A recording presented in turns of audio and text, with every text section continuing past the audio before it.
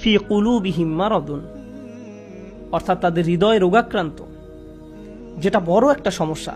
এখন এটা কিভাবে হলো? আমাদের ঘরে অনাহুত কেউ যদি ঢুকে পড়ে এবং আমরা যদি সেটা বুঝতে পারি, তাহলে আমরা কি করি? সাথে সাথে তাকে বের করে দেই, তাই না?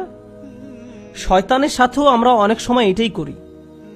না বুঝে আমরা প্রায়শই শয়তানকে আমাদের হৃদয়ের দরজা খুলে ভিতরে নিয়ে আসি, কিন্তু যখনই আমরা সেটা টের পাই, সাথে সাথে আমরা বলি আউযু বিল্লাহি মিনাশ শাইতানির রাজিম, আল্লাহর কাছে আশ্রয় প্রার্থনা করি, শয়তানকে মন থেকে বের করে দেই। আর এটাই আমাদের করা উচিত। কিন্তু আমরা যদি শয়তানকে বের করে না দিয়ে তাকে থাকতে দেই, তাহলে সে ধীরে ধীরে আমাদের মনের ঘরকে নিজের মতো সাজিয়ে গুছিয়ে নেবে। ফলশ্রুতিতে আমরা হয়ে পড়ে অসুস্থ, আমাদের অন্তর রোগাক্রান্ত হয়ে যায়। যদিও আল্লাহ সকল মানুষকে ক্ষমতা দিয়েছেন শয়তানকে প্রতিহত করার জন্য। আল্লাহ শয়তানকে বলেন, وَإِذَا خَلَوْا إِلَى شَيَاطِينِهِمْ, আমাদের অন্তর রোগাক্রান্ত হয়ে যায়।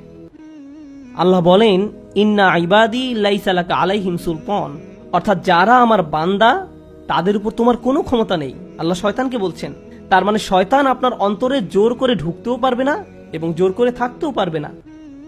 যখনই বলবেন বের হয়ে যাও, শয়তান বের হয়ে যেতে বাধ্য। এখন আপনি যদি তাকে আপনার অন্তরে ঢুকতে দেন এবং সেখানে থাকতে দেন, এর মানে এই না যে সে নিজের ক্ষমতা বলে সেখানে অবস্থান করছে। আল্লাহ শয়তানকে বিতাড়িত করার জন্য সব ধরনের অস্ত্র আপনাকে দিয়েছেন। আউযু বিল্লাহি মিনাশ শাইতানির রাজিম পড়ুন, ইস্তিগফার করুন, কিন্তু আপনি সেটা করছেন না। আর যখন আপনি শয়তানকে বের করতে চাচ্ছেন না, তখন আল্লাহ তাআলা বলছেন, ঠিক আছে, তুমি তোমার মতোই থাকো। ফাযাদাহুমুল্লাহু মারাদা, আল্লাহ তাদের ব্যাধি আরো বাড়িয়ে দিয়েছেন। আপনি শয়তানের পথে চলতে চান, ঠিক আছে, চলতে থাকুন। শয়তানের সব সাঙ্গপাঙ্গকে আপনার অন্তরে বাসা বাঁধতে দিন। ফলশ্রুতিতে তারা আপনার অন্তরকে এমনভাবে সাজাবে যে আপনি, এমনকি রমজান মাসে যখন শয়তান বাঁধা অবস্থায় থাকে, তখনও আপনি এমনভাবে চলবেন যেন মনে হবে শয়তানই আপনাকে চালাচ্ছে।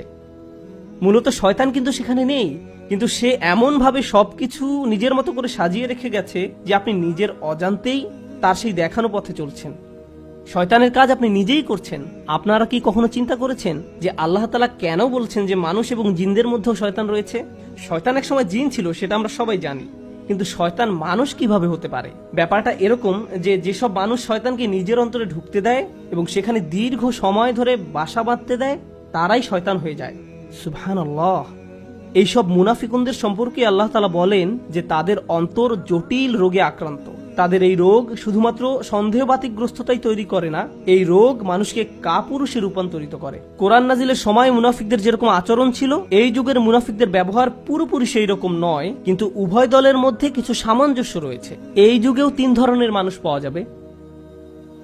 এক ধরনের লোকেরা